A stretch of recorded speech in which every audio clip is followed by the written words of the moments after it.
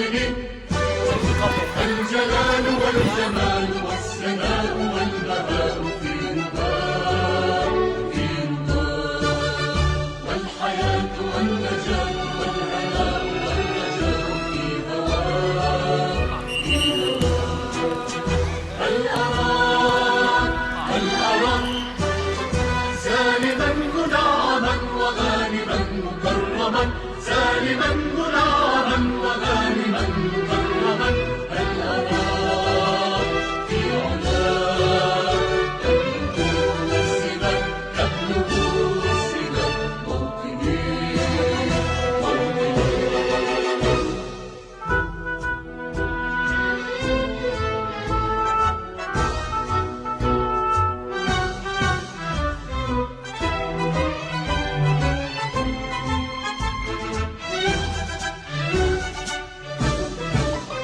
موطني.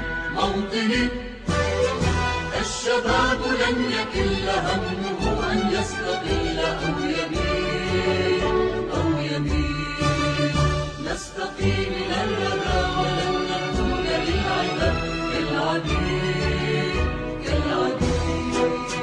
لا نريد كلنا المؤبدا وعيشنا المنكدا، كلنا المؤبدا وعيشنا المنكدا. لا نريد بل نعيد مجدنا التالي مجدنا التالي موطني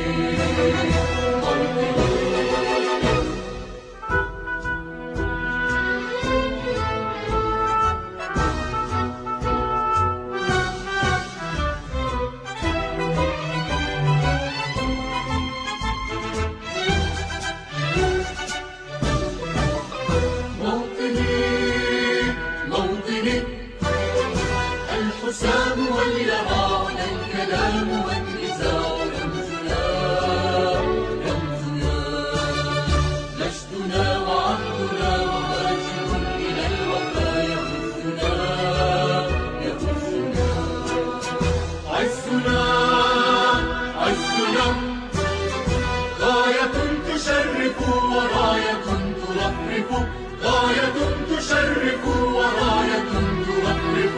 يا هناك في علاك قاهرا عدا قاهرا عدا موطني موطني موطني موطني الجلال والجمال والسناء والبهاء في رباك في رباك، والحياة والنجاة والهناء والرجاء في هواك في هواك.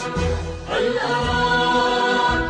أراك سالما منعما وغانما مكرما، سالما منعما.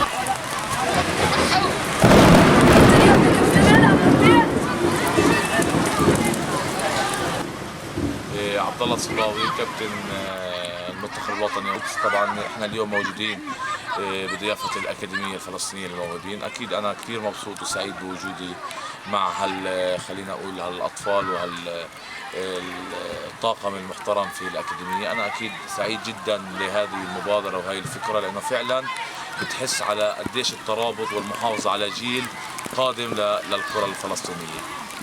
اما بخصوص التدريب بالحراس المرمى في الفئات، اكيد انا انطباعي كان انطباع جيد. اكيد انت لما تشتغل مع فئات عمريه مختلفه بدك تشوف جميع مواصفات حارس المرمى، وانا بتوقع انه في مجموعه بالفئتين اللي اشتغلت معهم حيكون لهم شأن كبير في حراس المرمى. وباذن الله احنا بنضلنا كل يوم وكل ساعه ايش بدها الاكاديميه نساعدها، احنا جاهزين. وباذن الله هدول الحراس بيقدروا يقدموا صوره مشرفه لحراس المرمى. كل خير الموجودين فيه، ربنا اكرمنا بالشتاء وباذن الله ربنا يعني بتكون سنه خير علينا، وباذن الله ربنا السنه الجايه كمان بتكون سنه خير. ونتمنى للاكاديميه توفيق بهذا الطقس الجميل وهذا الشتاء.